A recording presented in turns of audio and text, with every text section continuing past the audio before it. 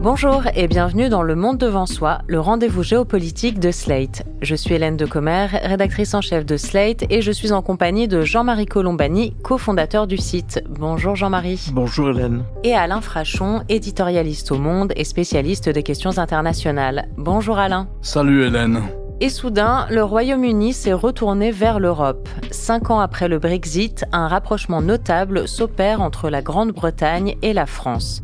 Cette semaine, Emmanuel Macron s'est rendu à Londres pendant 3 jours pour un sommet bilatéral avec Keir Starmer, le Premier ministre britannique. Il en est ressorti des annonces majeures qui redessinent la coopération entre la France et le Royaume-Uni. Un accord militaire renforcé, des avancées en matière de dissuasion nucléaire commune, un accord inédit sur la gestion des migrants. Alors, on va revenir en détail, si vous le voulez bien, Jean-Marie et Alain, sur ces 3 points qui marquent un tournant dans la relation franco-britannique, résolument tournée vers la sécurité et la solidarité européenne. Mais avant, j'aimerais qu'on comprenne un petit peu le cadre dans lequel tout cela s'inscrit. Pourquoi est-ce que le Royaume-Uni, qui avait tourné le dos à l'Europe, revient vers ses vieux alliés? Je crois qu'on est dans l'après-Brexit et qu'on solde un petit peu la période du Brexit. Auparavant, il y a déjà une bonne vingtaine d'années, voire plus, des accords stratégiques entre la France et la Grande-Bretagne qui étaient allés assez loin et qui sont rythmés par les lieux où se situent les rencontres bilatérales. Il y a Lancaster House, il y a le sommet à Saint-Malo. À Saint-Malo notamment, entre Tony Blair et le gouvernement français, c'était très important déjà parce que ça jetait les bases d'une jonction entre les forces de défense françaises et les forces de défense britanniques, avec même l'idée qu'il fallait qu'il y ait le prochain porte-avions soit un porte-avions commun. Alors cette idée s'est ensuite perdue dans les sables et ça a reculé, mais on a l'impression qu'aujourd'hui, la visite de Macron et la rencontre avec Keir Starmer renouent au fond avec ce fil stratégique qui avait été commencé d'être tissé et qui avait été totalement interrompu, puis brisé par le Brexit. On avait dit le Brexit, ça n'entamera pas la relation sur la défense. Ça a tout entamé de fait. Et ça avait vraiment fait une coupure très très nette avec, de la part des gouvernements conservateurs britanniques à l'époque, l'idée que de toute façon la Grande-Bretagne n'avait qu'à se tourner vers les États-Unis pour régler tous ces problèmes, y compris commerciaux. Et donc il y avait une rupture franche et massive. Et donc c'est le fil de cette histoire commune qui est repris aujourd'hui, maintenant que les Britanniques sont dans l'après-Brexit, c'est-à-dire qu'ils ont compris que le Brexit ne leur apporterait pas ce qui avait été promis, et d'autre part que cette affaire était finalement totalement négative, et d'autre part, sous la pression de la Russie aujourd'hui et des dangers que fait peser la Russie sur l'ensemble du continent européen, c'est un accélérateur. Mais je pense que le fait générateur, c'est quand même le fait que la Grande-Bretagne est sortie de sa période Brexit.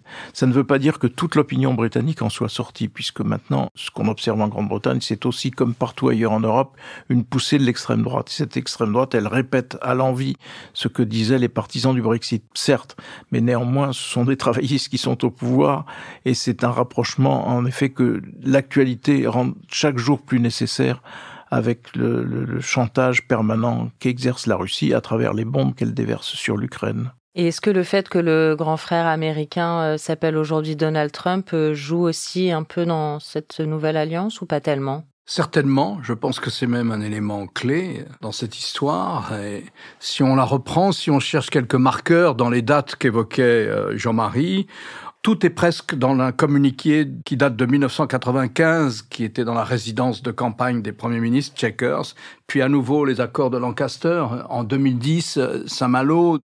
Et si vous voulez, à chaque fois, on progresse un petit peu sur non seulement la coopération en matière conventionnelle, non seulement une esquisse de coopération industrielle, mais aussi de coopération nucléaire.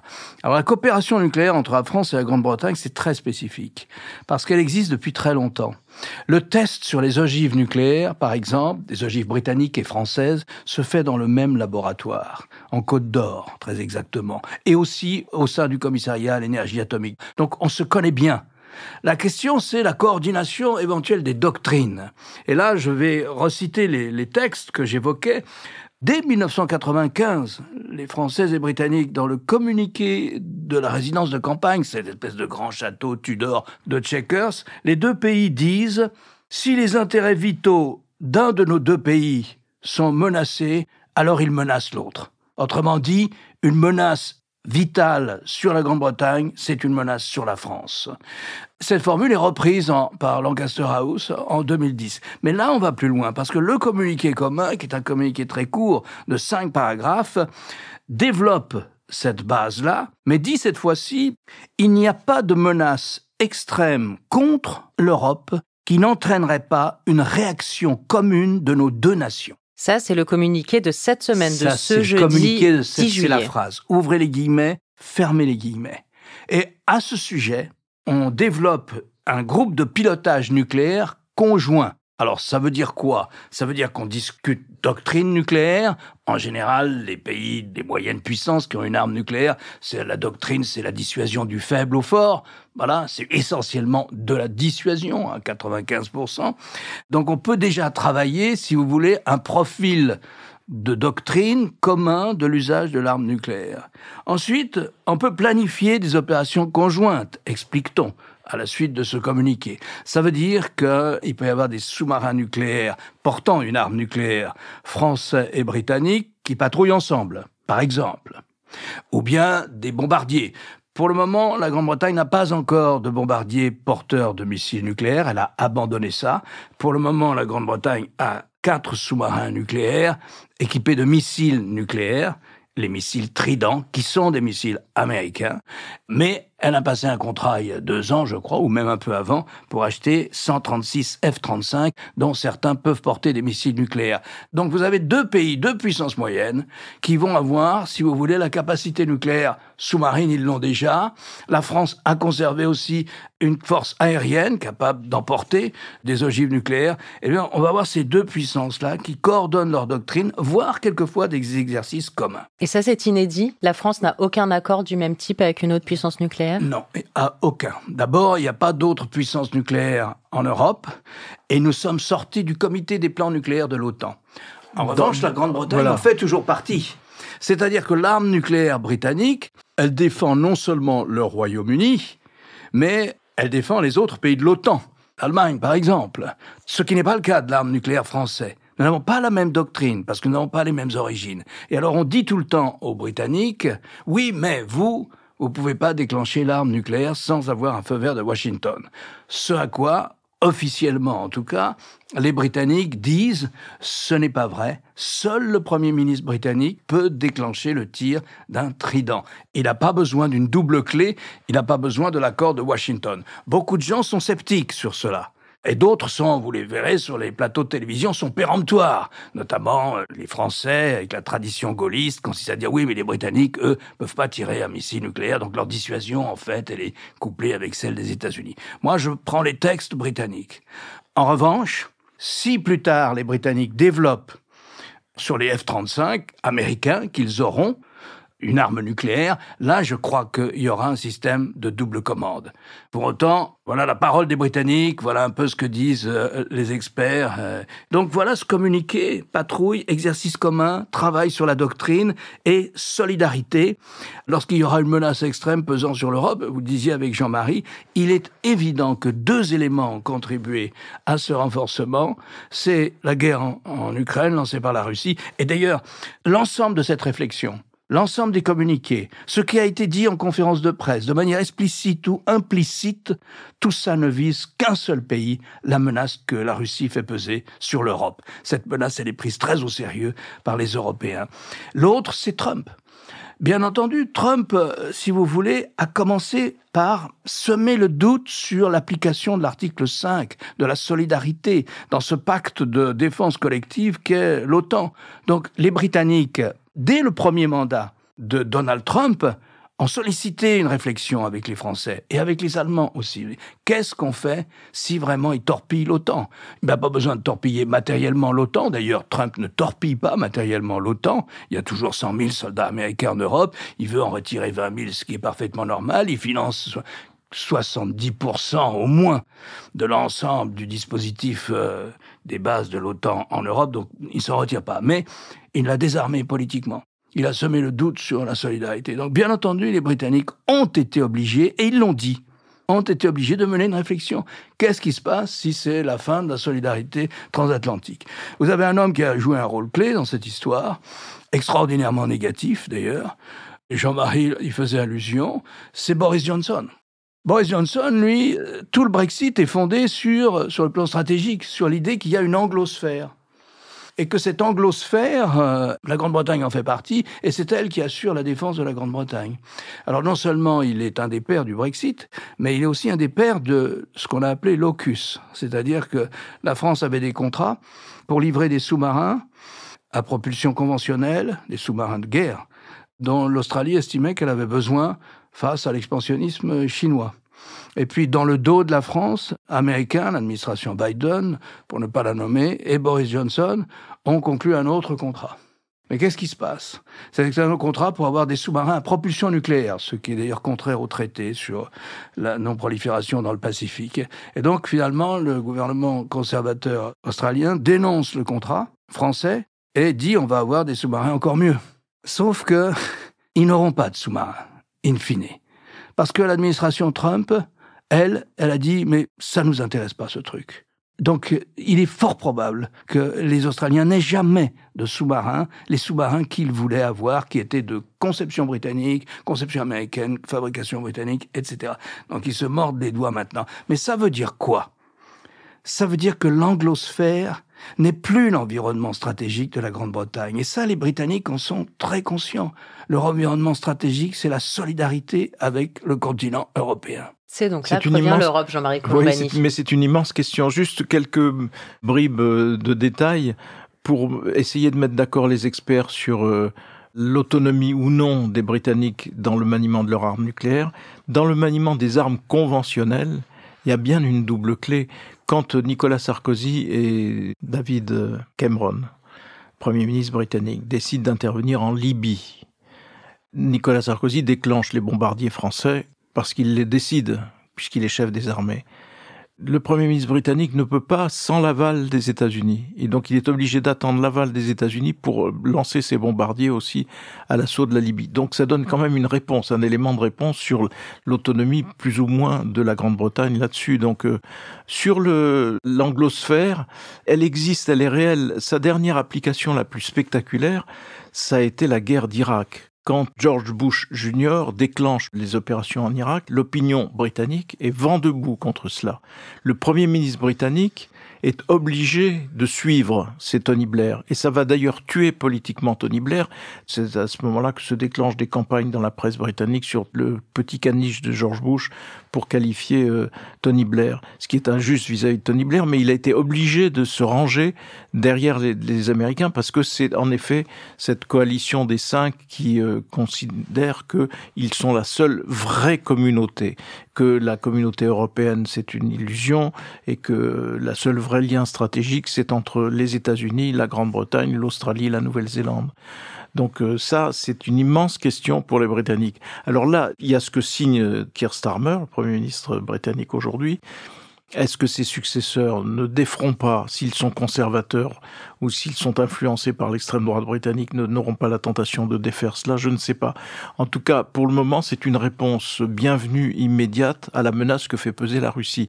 Dans cette menace que fait peser la Russie, il y a évidemment les déclarations de Vladimir Poutine, qui sont ricanantes. Je ne sais pas si vous avez vu les dernières citations de Vladimir Poutine qui se moque en disant « mais comment on prétend que nous pouvons menacer l'OTAN ou d'autres pays européens, mais qui peut croire ça un seul instant ?» dit-il dans un sourire, j'allais dire un sourire carnassier, mais ça n'est pas loin. Et en fait, les services secrets de nos différents pays pensent en revanche que cette menace est bien réelle et l'ambiance en Russie, telle qu'on peut la mesurer à travers les différents porte-paroles télévisuels de Vladimir Poutine, c'est une ambiance d'avant-guerre. C'est une ambiance de déclarations toutes plus guerrières les unes que les autres, toutes menaçantes, disant en gros aux Européens, vous allez voir ce qui va vous tomber sur le coin de la figure. Bien sûr, contre l'Europe, absolument. Les services secrets de nos différents pays intègrent cela, non seulement l'intègrent, mais l'illustrent à travers ce qui se passe dans la mer Baltique, où il y a des manœuvres, où il y a des démonstrations de force, ainsi de suite. Alors on peut dire après que ces manifestations de force ne sont pas si angoissantes que cela, parce que la marine russe a subi quand même de très gros revers de la part de l'Ukraine. Mais néanmoins, c'est cette ambiance-là qui fait craindre qu'un jour, pas si éloigné, Vladimir Poutine n'ait la tentation d'aller au-delà de l'Ukraine, puisqu'il a déclaré que l'Ukraine, au fond, était une partie de la Russie, et qu'il se porte vers soit les pays baltes, qui sont manifestement, semble-t-il, la prochaine cible apparente de la Russie de Poutine, voire plus. Alors, il y a un troisième volet dans ces nouveaux accords conclus entre le président français et le Premier ministre britannique. C'est un volet concernant les migrants. Paris et Londres se sont accordés sur un projet pilote d'échange de migrants. Alors, le texte doit encore être validé par la Commission européenne, mais le principe, c'est qu'il s'agit d'échanger à 1 contre 1, c'est-à-dire le renvoi en France d'un migrant arrivant par les petits bateaux, là, les canaux pneumatiques qui traversent la Manche au péril de vie, et tous les ans, il y a des dizaines de migrants qui périssent par cette voie-là. En échange de quoi, Londres s'engagerait à accepter un demandeur d'asile qui passerait par la voie légale depuis la France. Moi, de mon point de vue, j'ai quand même l'impression que cet accord avantage bien plus le Royaume-Uni que la France. Peut-être que je me trompe. Est-ce que vous pouvez me donner votre regard là-dessus ? Moi, je n'ai pas de regard particulier parce que j'ai du mal déjà à comprendre le mécanisme. Mais surtout, j'ai entendu les prises de position de Xavier Bertrand, le président des Hauts-de-France, qui est évidemment le premier concerné, puisque ce sont à partir des plages des Hauts-de-France que sont les réfugiés qui essayent de rejoindre la Grande-Bretagne, et qui est vent debout contre cet accord en disant mais c'est un accord qui est exclusivement au bénéfice des Britanniques. Donc j'avoue que les événements trancheront en cette querelle, mais c'est vrai que ne serait-ce que de l'énoncer, ça ne donne pas la clé de ce qu'il faut comprendre de cet accord. Alain Frachon ? Alors moi, je suis pas sûr d'avoir compris le principe, mais il y a qui viennent dans le nord de la France des Afghans, des Iraniens, des Irakiens, essentiellement des gens du Moyen-Orient d'ailleurs, ou d'Afrique subsaharienne, et qui veulent entrer illégalement en Grande-Bretagne. Donc là, il y a tout un système de trafic, de passeurs, de gangsters qui les mettent sur des canaux pneumatiques pourris, et puis tentez votre chance sur les 30 kilomètres de la Manche. Tous les printemps, ça commence, ça dure tout l'été, ça représente des milliers de gens qui passent, et voilà, et bonne chance. Et puis, il y a des gens qui ont fait une demande d'asile pour aller travailler en Grande-Bretagne, mais à partir de la France, dans un consulat, dans le nord de la France ou dans le sud, peu importe, mais eux, ils ont déposé une demande d'asile. Alors, les Britanniques, eux, veulent pouvoir renvoyer en France les illégaux qui traversent la Manche, ou qui s'accrochent à un camion, à un poids lourd, à Calais, et qui traversent la Manche. Et en revanche, ils refusaient d'accepter les demandes d'asile déposées en France, dans un consulat britannique en France. Ils refusaient. Ils disaient non, c'est pas comme ça. Nous, les demandes d'asile, ça doit être dans le pays de départ, auprès du consulat de Grande-Bretagne, en Afghanistan, en Iran, ou je ne sais où. Là, ils ont accepté de prendre en considération les demandes d'asile faites en France, et donc de garder sur le territoire britannique les gens qui ont fait cette demande, dans une proportion que vous avez énoncée, 1 pour 1. Un illégal qui arrive sur les côtes britanniques, la France accepte de le reprendre. Il va retourner dans un bidonville ou dans un camp de toile et de tentes. C'est là où vous avez probablement raison. C'est extraordinairement désavantageux pour la France. Mais en contrepartie, la Grande-Bretagne a changé sa politique et elle accepte de prendre en considération une demande d'asile déposée en France. Voilà ce que j'ai compris. Je ne suis pas sûr d'avoir tout compris. Il faut quand même ajouter dans cette histoire que, certes, nous sommes en charge de la protection de la frontière britannique, puisque c'est en France que ça se passe, c'est nous qui assurons la protection, ce sont les gendarmes, les policiers, ça pèse sur les finances publiques des communes et des villes, ça pèse sur beaucoup de choses. Ça fait des campements illégaux, des bidonvilles, etc. Mais tout ça, c'est la Grande-Bretagne qui paye. C'est-à-dire, ça représente à peu près 1 milliard d'euros par an, c'est les Britanniques qui payent. C'est les Britanniques qui nous versent ça. Je crois exactement, ils nous versent 860 millions de livres sterling pour financer la logistique que suppose la protection de leurs frontières. Effectivement, ça paraît assez inégal comme accord, mais voilà la situation. Mais au niveau européen, pour que tout ça fonctionne, il faut que les fameux accords de Dublin soient appliqués. C'est-à-dire, il faut que là où les réfugiés ou ceux qui fuient leur pays posent leur premier pied dans l'espace européen, ils soient retenus dans les pays de premier accueil, qui est la philosophie des accords de Dublin. Et donc ça, il va falloir discipliner un certain nombre de pays pour qu'ils jouent ce jeu-là. On sait qu'il y a des pays qui refusent systématiquement, c'est la Hongrie, c'est la Tchéquie maintenant aussi, c'est la Pologne qui a pris un très mauvais virage de ce point de vue-là, parce que ils se mettent à refuser des gens qui sont poussés par les Biélorusses de façon évidemment provocatrice.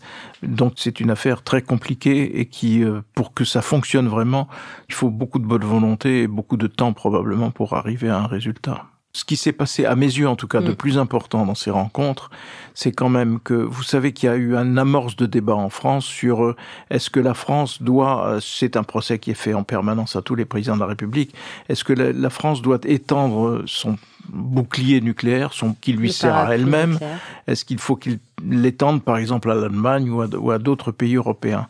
Là, l'idée des Français et des Britanniques, c'est que l'ensemble, leurs deux forces nucléaires soient sollicitées comme couverture des autres pays européens. C'est un changement majeur dans le paysage européen. Et c'est aussi une réponse à ceux qui, en Allemagne, voudraient doter l'Allemagne de l'arme nucléaire. Et c'est aussi une réponse au chancelier Friedrich Merz, qui lui fait partie des Allemands qui ont appelé à ce qu'il y ait, puisqu'il y a doute sur le parapluie nucléaire américain, avec Trump, et peut-être de manière plus profonde d'ailleurs, peut-être que les autres présidents auront implicitement peut-être la même attitude, puisqu'il y a doute sur la protection, et notamment la protection nucléaire américaine. Le nouveau chancelier chrétien-démocrate, Friedrich Merz, a lui appelé à ce que le pays soit expressément placé sous le parapluie nucléaire britannique et français. Et donc, c'est pris en considération, ça fait partie de ça. Parallèlement à l'accord que les Britanniques ont passé avec les Français, ils ont passé aussi un accord de défense et de coopération commune avec l'Allemagne. Donc, vous voyez, c'est le même souci, si vous voulez. C'est le discours russe pris au pied de la lettre. Et à mon avis, à juste titre, parce que lorsque les dictateurs parlent, en général, ils essayent de faire ce qu'ils disent et ce qu'ils annoncent. Et donc, voilà, vous avez ça. Et ce procès, évidemment, fait à chaque fois qu'il y a un pas vers la coopération en matière militaire.